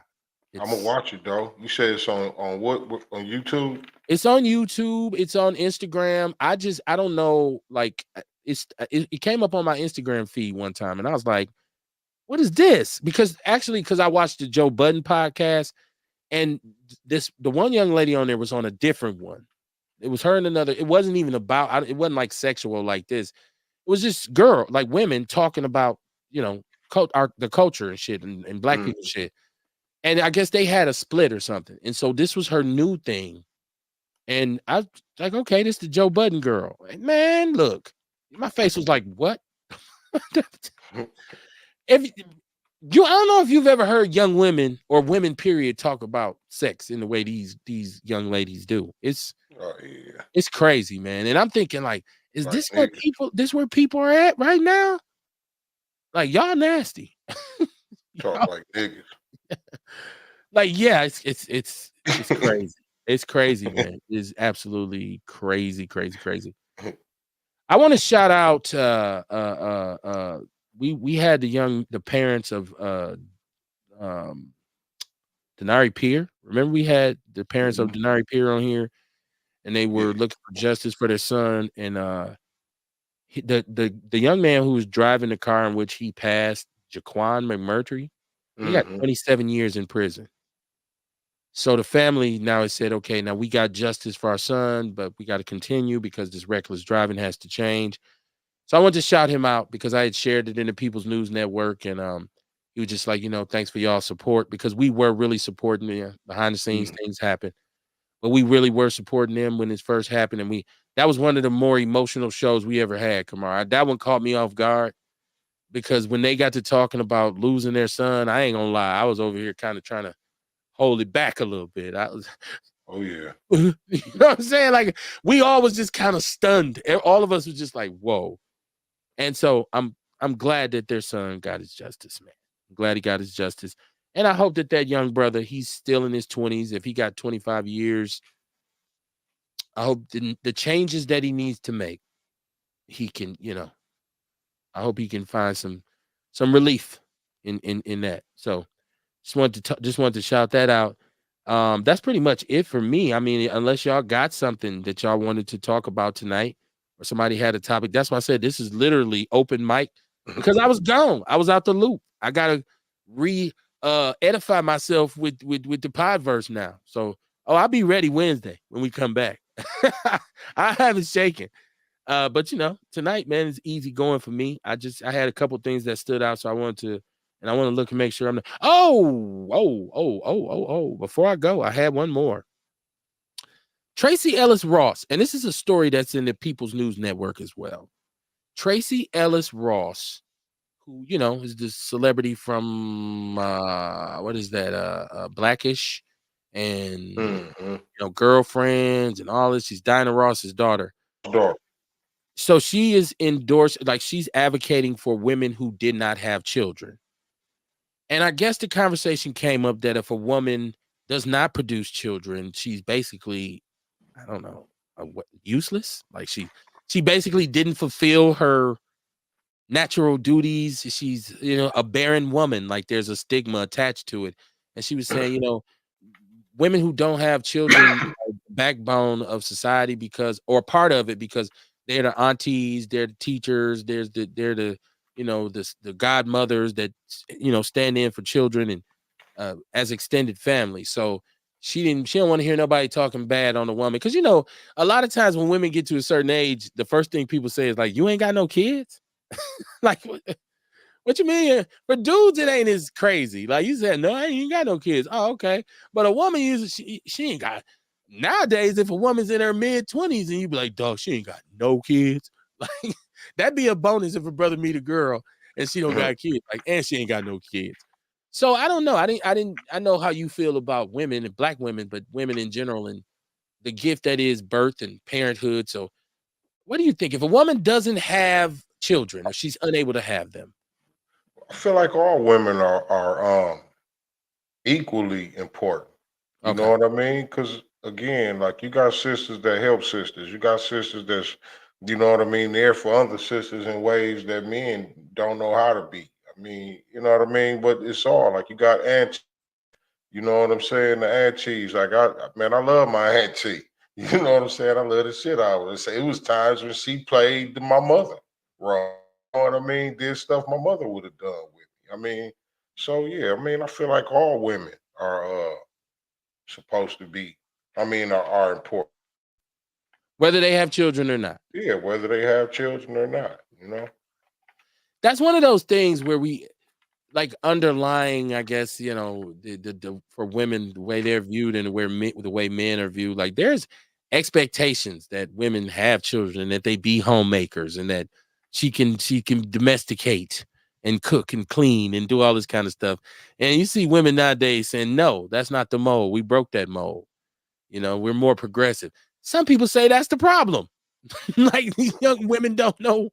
I don't believe in barefoot and pregnant. I've never believed in that. But it's one of those things. It's like the whole thing with any kind of adult activity sexually. A woman is ostracized if she's really loose, but a man is a player. He's a pimp. Like, dog, man, that nigga's a player. You know, it's a double standard. And so it's just one of those societal norms that, you know, we don't look at all the time, you know. So, but I do believe this. I do believe that we should expect women to carry themselves a certain way. You know what I'm saying? I believe like a woman shouldn't act like a man. And I'm saying act like a man, like imitating his masculine traits. If she has the responsibilities in the home where she got to take care of her family, and she said, "No, you don't understand. I'm the man and the mama. I'm the father and the mother in this house." That's a different thing. But I'm saying like I was watching a show, something else I was watching on Tubi about. It's a series called The Lesbian Homie. And it's about lesbian women messing with a bunch of lesbian women who end up messing with a straight dude, right? And so his friends start teasing him because they're like, dude, how are you just really laying down with all of the studs in Los Angeles? Because he's really like, and these are girls who are like, they got a whole clique, they like Butch, but he's knocking them all down. What I started to notice was the scenes where it was just the girls at like the basketball court. It seemed like they were imitating dudes. And it was just like, this is horrible. They, you know, yo, bro, yeah, we finna hoop, dog. What up, cuz? What up, nigga? Let's go. Shoot the ball, nigga. And I'm like, whoa, I don't expect women to act like that. I be expecting women to be I don't feminine. know. I don't know how a motherfucker would want to have sex with a stud. Why would you want to, man? Like you I'm gonna tell you having what. sex with somebody that act like a man. In this particular series, and it comes from YouTube. I'm scared y'all be watching all this shit. It comes from YouTube. The thing behind this is these girls they live kind of like they're butch and they're lesbians, but they can dress up as women and look very pretty. So they in the movie, that's what gets him is that he's seeing them. They come into his house like boom, and he's like, "Whoa, what happened to the dude who was on the court?" And so it's a wild thing. I was just thrown by how their depiction. It seemed like they was trying to say this is how dudes act. And so you could be a lesbian without acting like a dude. I just feel like, you know, you don't have to emulate us. Like it's, yeah, what up, bro? Like when I see a woman that's, yeah, bro, yeah, cuz and all that, I'll be like, yo, hey, hold They on. want to out nigga the nigga. Yeah, you know, let me be the dude in the relationship. I think that's why cats is getting pegged, because you letting these girls who got a wicked jump shot, you getting into relationships with them and shit. So Tiasha said one of my grandmother's sisters didn't have kids. She said we had gotten plenty of gifts and money from Aunt Harriet. Yeah, she probably did. Like, y'all want to go to McDonald's? Yes, she got money. Mm-hmm. It was an older lady who in my neighborhood. Her name was, we used to call her Miss Rose. I don't know if she had grown kids, but I never seen her. Never knew anything about her having kids. She was the nicest lady in the world. She'd be the lady, be like, y'all want some ice cream? Y'all want some popsicles? And she handing out Christmas candy and Halloween. She was super nice. Everybody like, man, we went to Miss Rose's house and watched TV. She had the big screen TV. Mm-hmm. I don't know if she ever had kids. She was older, but she was super nice. Everybody loved Miss Rose. So, yeah, man. I mean, I don't devalue you because you don't have kids. But some people say, well, it was my choice. Some women say it was my choice not to have them. I didn't want to have children. And you say, okay, well, I mean, first of all, we get to this thing where we don't get the right to tell a woman what to do with her body anyways. So she says she don't want to have kids. She don't want to have kids. And I don't get how that would be a problem anyway. Because, like, you know what I mean? How many men would love to meet a woman with no kids? That's what I just said. That's the shit. Like, that's what I just said. I said brothers be excited when they meet a girl with no kids. Like, man, and she ain't got no kids, cuz he be so happy. Like, you know, it's funny. It's funny. I think really that's other women looking at them like that. It ain't men. Okay. I think women really like women critique women more than men critique women. I feel like they are. Oh shit! Yes, absolutely. You know what I'm saying, and that's where I think that come from. Ooh, I will say this though. Parenthood is, to me, one of the greatest things that you can do. If you are able to have children and if you're able to take care of them, it is the shit. I had a great time being a father with my kid. I guess because I'm a big ass kid. So me and my kids had fun, man. We played. I probably had more fun with their toys at Christmas than they did. So it was just to watch them develop and babies. If you don't love babies, something wrong with you. Like babies is the most innocent. They don't know shit. So, you know, like being a parent is a very special thing. And if somebody was saying, should I, or shouldn't I, or should I would always say you should. They say I'm getting to the point, should I have a kid? I would always say, yeah, you should. That shit will literally change your life. You will figure out some parts of yourself you didn't know was there when you raising them children. Or my granddad used to call them chaps. But yeah, so that would be my only thing that I would say to Tracy Ellis Ross is, okay, I understand you've had a great life and it don't devalue you as a woman, but man, raising kids, motherhood, fatherhood, that's the shit. Like, and I think ultimately as a human, it might be part of your purpose. That's why they call it reproducing. Like, you got to populate the earth, right? The whole community. So the expectation is we're going to be able to have some children around here. You don't got to have 20 like they used to back in the days. 1 or 2 will do, right? Nuclear family. Listen, man, I'm going to get out of here. We'll be back Wednesday. I don't have a whole lot going on, but plantation all week. So that's what I'm going to be doing, Kamar, working like a Hebrew slave. I got the holidays coming up. I got my anniversary coming up. My daughter's birthday is coming up. My birthday is coming up in November 4th, election day. So I got to go get it, son. I got to bring it forth to the storehouse. So that's all I'm doing. My focus is that from here on out. What you got going on this week? Because I know you got your event coming up, but what you got going on this week? Anything special? The same grind, man. The same grind. The House of Vitality. I'll be at the Fondy Market Saturday. Yeah, no. Okay. So the Fondy Market, third week. That's like vegetables and fruit and all that, right? Yeah, okay. Big farmers market. You know what? I may need to come down there, Kamar. So do, man. Just to get, the corn and the tomatoes and the taters and the onion and come early enough and get you some grains and shit. Oh, okay. So like they said in the 70s, you ain't said nothing but a word, Jack. I think that'll be a good little soiree for me and my wife to go to the farmers market and peruse through the vegetables. Some healthy food, right? And some good they got look, they got a bunch of farmers down there. Prices be good? Oh yeah. Okay. I got to get down there for it close. When does it close down? Oh shit, man! I want to say in the next few weeks, maybe. Okay. In the next few weeks, I think. I'm not sure exactly. I just caught me some good T-bones today. It'd be good with some collard greens. Yeah, and Thanksgiving is coming up too. So, yeah, man. Thank you for bringing that to my memory because I know I've been there before. So yeah, man, I hope y'all didn't lose anybody this weekend. And if you did, prayers and condolences to you. We don't just acknowledge the celebrities when they're gone. We talk about people like us, the regular folks, ordinary people, as John Legend called us one time. So, man, keep your head on the swivel. Be safe. Be intentional. Try to have some integrity. Try to. People put you in situations where sometimes you got to act out of character. It is what it is. Redemption is within everybody's reach. Like, don't let yesterday spoil tomorrow for you. I will say that to y'all. The most important thing is figure out what angle, what lane you want to be in and act on it. Don't just be the type of person who's always talking about something and never doing nothing.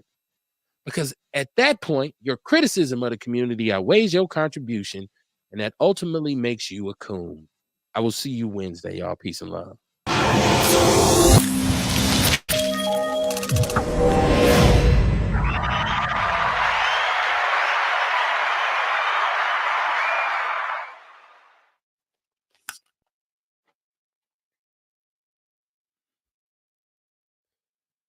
Why you looking at me like that? What an ass! You like what an asshole.